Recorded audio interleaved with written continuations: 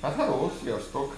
Kaptam egy feladatot, ami a Magáns Kutyoktatótól érkezett csomagról szól. Kérte, hogy egy csomagbontós videót csináljak, úgyhogy átvettem a csomagomat a mai nap. Egy gyönyörű, szép nagy csomagot kaptam. Ezt most megpróbálom ki. Nincs gyakorlatilag ebben a dologban, úgyhogy elnézést kérek, hogy így kínlódva oldom meg a feladatot, és csak késem volt, semmi snitzel, ami közelben a kutyám az segít, tök jó, aranyos.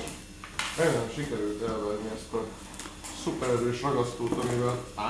nyílik. Mi van ebben a csodálatos dobozban? Ho-ho-ho-ho!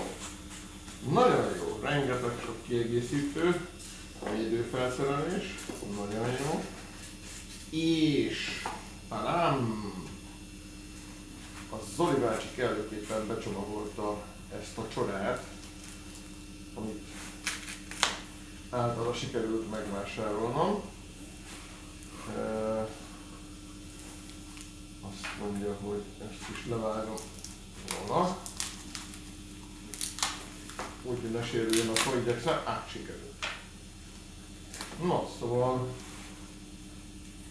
a minap jártamban keltemben a Facebookon szembe jött velem egy hirdetés, ahol ilyen gyönyörűséget láttam, nagyon megtetszett. Beszéltünk a Zoli bácsival, hogy akkor melyik is az, amelyik nekem tetszett. Hát ez megtetszett.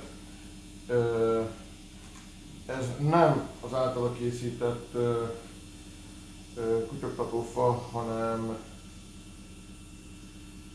a márkajelzés mutatja, hogy ki a készítője, és elnézést kérek, hogy nem jut eszembe a készítőnek a neve, de ki fog ez derülni biztos. Erről a fáról azt kell tudni, hogy ez ovális, ez az első ilyen fám. Ki fogom próbálni majd, hát egyenlőre nem vagyok sajnos vízsportoló, úgyhogy hangot nem fogok tudni vele kreálni, de egy gyönyörű szép kidolgozás.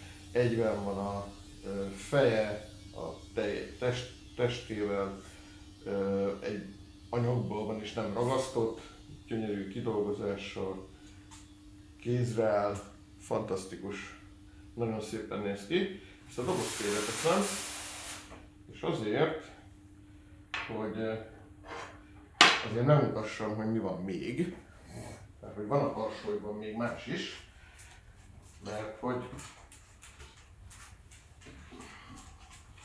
történt egy korábbi beszerzés, és